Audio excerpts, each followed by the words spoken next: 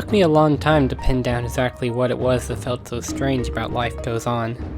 I knew it wasn't just the morbid nature of repurposing your corpses as puzzle-solving tools, bizarre and unsettling as that is, and it wasn't that there was something wrong with the puzzles themselves, because even with this odd feeling swirling around inside of me, I was having a grand time solving them. When I finally figured out what it was that had been bugging me, I was both surprised and a little amused.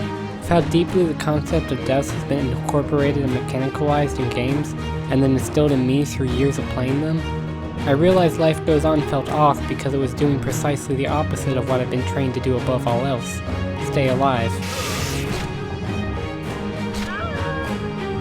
With how many countless grotesquely violent and gore-filled games I've played, I've become rather horrifyingly numb to using violence as a mechanic against others, but through all of these, keeping myself alive was always the objective above all else. To do otherwise in most games is to effectively stop playing.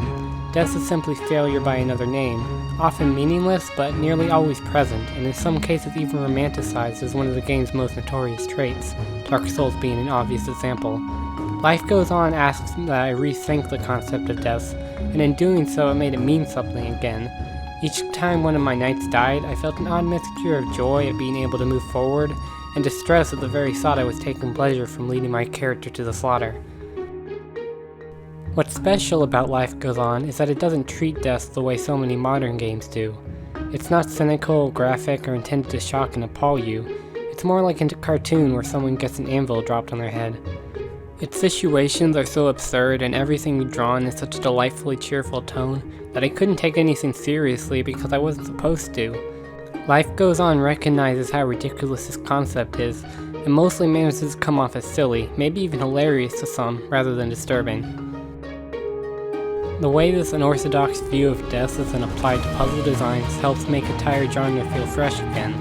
There are a lot of the usual devices at work here, be they buttons, blocks, or various hazards, but the way you interact with them with the help of your past failures makes them feel inspired and original. Spikes become walkways, freezing beams create pushable blocks, and sticking yourself in an outlet completes the circuit, opening the door.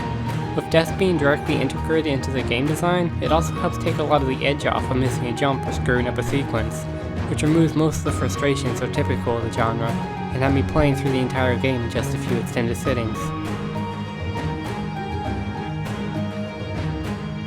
I realize I've sort of come full circle with this review, beginning with how Life Goes On made me remember that death isn't just a meaningless game of numbers, but then arriving back at how I enjoyed its mechanical use here. Ultimately, Life Goes On has its cake and eats it too, so any attempt to make it out to entirely subvert the usual violent video game trappings would be dubious at best.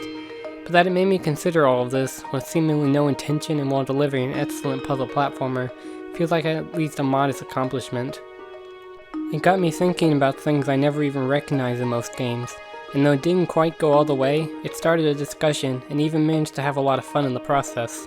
Odd praise to be sure, but it's a rather odd game itself, isn't it?